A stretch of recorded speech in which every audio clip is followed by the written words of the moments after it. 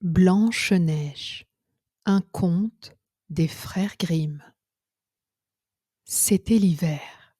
Une reine cousait, assise auprès d'une fenêtre, dont le cadre était en bois d'ébène, tandis que la neige tombait à gros flocons. En cousant, la reine se piqua le doigt et quelques gouttes de sang tombèrent sur la neige. Le contraste entre le rouge du sang, la couleur de la fenêtre et la blancheur de la neige était si beau qu'elle se dit : « Je voudrais avoir une petite fille qui ait la peau blanche comme cette neige, les lèvres rouges comme ce sang, les yeux et les cheveux noirs comme les montants de cette fenêtre. » Peu de temps après, elle eut une petite fille à la peau blanche comme la neige, aux lèvres rouges comme le sang, aux yeux et aux cheveux noirs comme l'ébène. On l'appela Blanche-Neige. Mais la reine mourut le jour de sa naissance. Un an plus tard, le roi se remaria. Sa femme était très belle et très jalouse. Elle possédait un miroir magique, don d'une fée, qui répondait à toutes les questions. Chaque matin, tandis que la reine se coiffait, elle lui demandait : « Miroir, miroir en bois d'ébène, dis-moi, dis-moi que je suis la plus belle. » Et invariablement, le miroir répondait : « En cherchant à la ronde, dans tout le vaste monde, on ne trouve pas plus belle que toi. » Cependant, Blanche-Neige grandissait et devenait de plus en plus gracieuse. Un jour, où comme de coutume, la reine interrogeait son miroir, celui-ci répondit : « Reine, tu étais la plus belle, mais aujourd'hui, Blanche-Neige est une merveille. » À partir de ce moment, la reine se mit à haïr Blanche-Neige. Enfin, n'y tenant plus, elle fit venir un de ses gardes et lui dit : « Emmène cet enfant dans la forêt et tue-la. » Le garde conduisit Blanche-Neige dans la forêt, mais comme il levait son couteau pour la tuer, il fut si ému par ses larmes et sa beauté qu'il n'acheva pas son geste. En s'éloignant, il pensa qu'elle serait bientôt la victime des bêtes sauvages.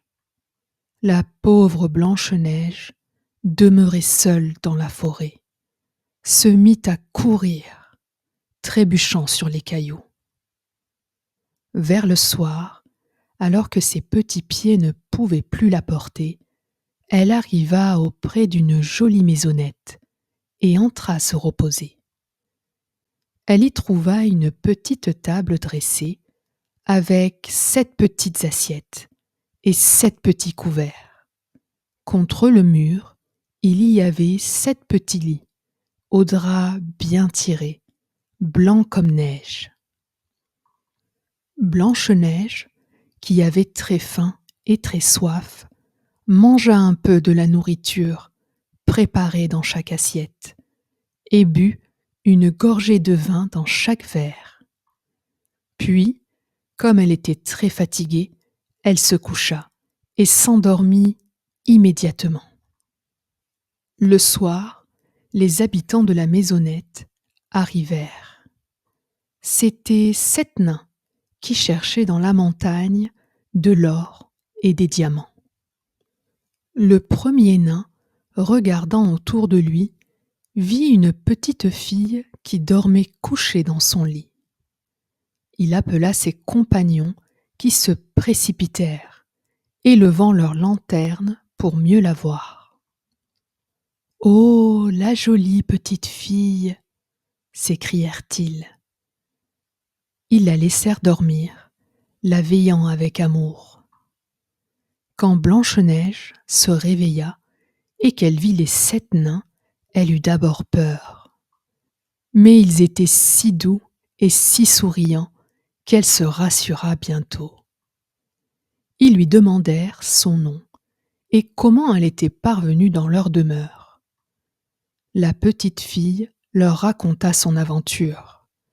Les nains lui proposèrent de rester avec eux. Tu t'occuperas de la maison, tu feras la cuisine et tu raccommoderas notre linge. Blanche-Neige remercia et accepta toute heureuse. Dans la journée, pendant que les nains étaient partis extraire l'or et les pierres précieuses de la montagne, la fillette restait seule. Mais il lui avait bien recommandé de n'ouvrir à personne. Méfie-toi de ta belle-mère. Elle ne tardera pas à apprendre que tu es vivante et viendra te rechercher jusqu'ici. La reine croyait être de nouveau la plus belle femme du monde. Un jour, elle voulut se le faire confirmer par son miroir. Le miroir répondit : « Reine, tu étais la plus belle, mais Blanche-Neige, au pays des 7 nains, au-delà des monts, bien loin, est aujourd'hui une merveille. » La reine savait que son miroir ne mentait pas. Furieuse, elle comprit que le garde l'avait trompée et que Blanche-Neige vivait encore. Elle réfléchit longtemps aux moyens de s'en débarrasser et décida de se rendre chez les 7 nains. Après s'être bruni le visage et habillée en marchande, elle frappa à la porte de la maisonnette en criant : « Belle marchandise à vendre, belle marchandise !» Blanche-Neige se pencha à la fenêtre et demanda : « Bonjour, brave femme, que vendez-vous ? » Des corsets, des rubans et toutes sortes de colifichets. Je peux bien laisser entrer cette brave femme, pensa Blanche-Neige, et elle ouvrit la porte pour acheter quelques rubans pour son corselet. « Comme ils vous vont bien !» s'exclama la marchande avec admiration. « Mais laissez-moi vous lasser, vous jugerez mieux de l'effet. » Blanche-Neige, qui ne se doutait de rien, la laissa faire. La vieille serra si vite et si fort que la jeune fille tomba à terre comme morte. « Et maintenant, ricana la reine, je suis de nouveau la plus belle femme au monde. » Et elle quitta rapidement la maisonnette. Le soir, en rentrant, les 7 nains furent épouvantés à la vue de Blanche-Neige gisant à terre sans vie.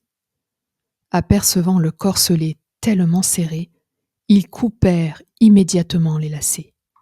Blanche-Neige, peu à peu, revint à la vie. Elle leur raconta ce qui s'était passé. Les nains lui dirent alors : « Cette vieille marchande devait être ta belle-mère. Fais bien attention désormais et ne laisse entrer absolument personne. » Cependant, la reine, revenue dans son palais, prit son miroir et le consulta.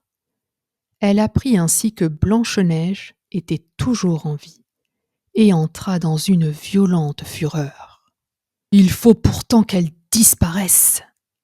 pensa-t-elle. Elle enduisit un peigne de poison, prit un autre déguisement, partit à travers la montagne et arriva à la maison des 7 nains. Elle frappa à la porte et cria : « Belle marchandise à vendre, belle marchandise !»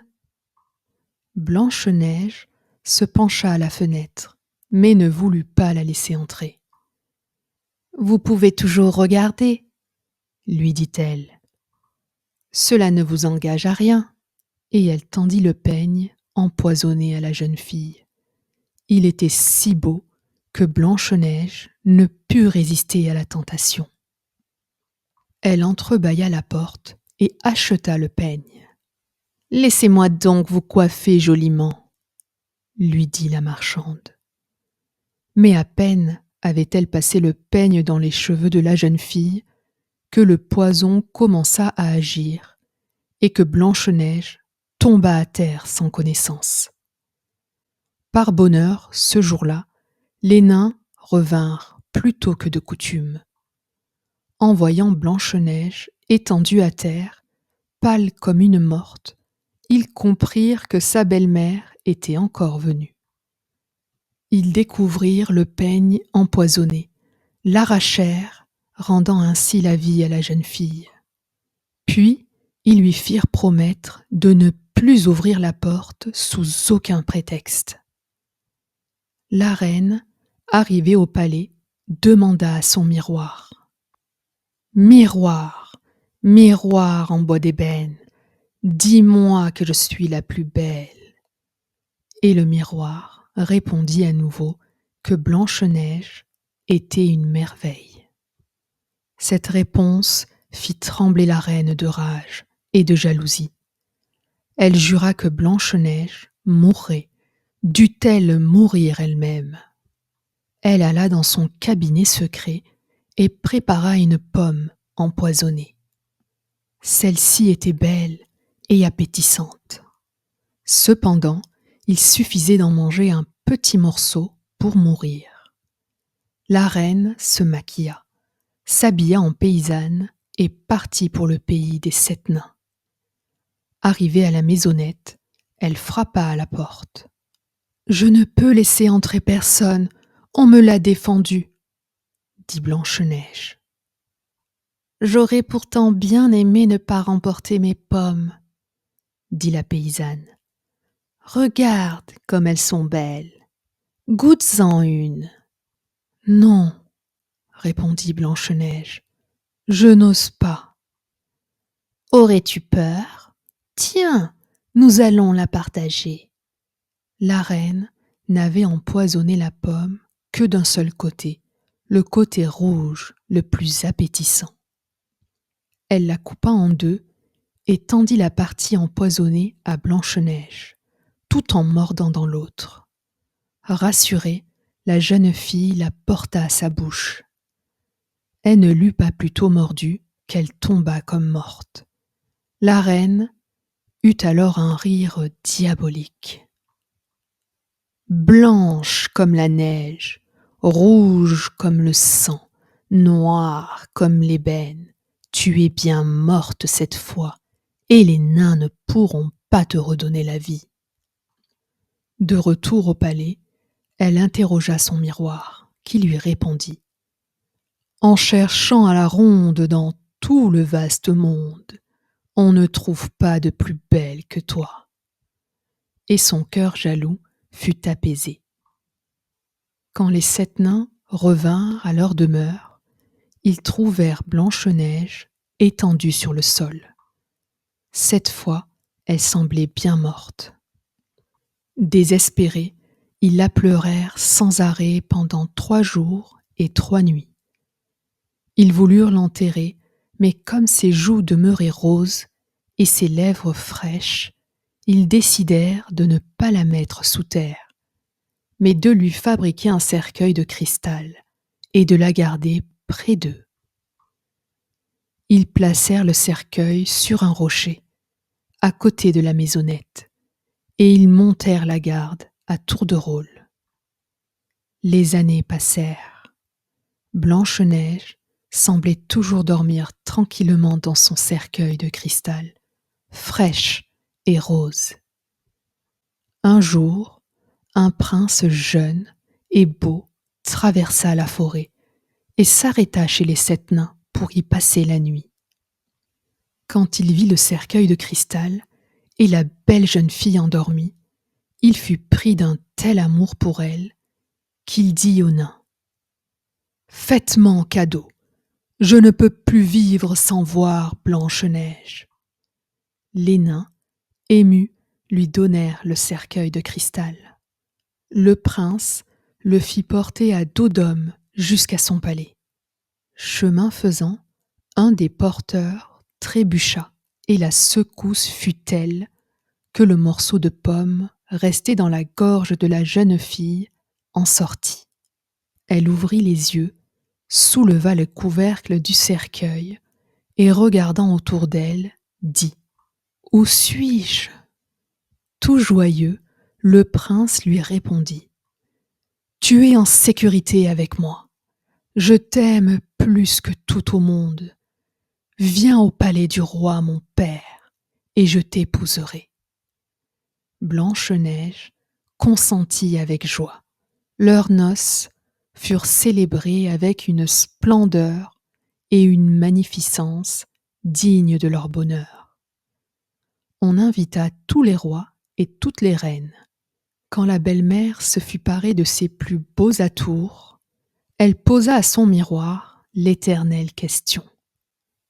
Hélas, le miroir lui répondit « Reine, tu étais la plus belle, mais la fiancée brille d'une splendeur sans pareille. » À ces mots, la reine entra dans une violente fureur. Tout d'abord, elle ne voulut plus aller aux noces. Puis, elle ne put résister au désir de voir cette jeune princesse qui était si belle. Quand elle reconnut Blanche-Neige, elle fut prise d'une telle rage qu'elle tomba terrassée par sa propre jalousie. Un like et un abonnement, ça fait toujours plaisir et ça m'aide à continuer. Merci et à bientôt.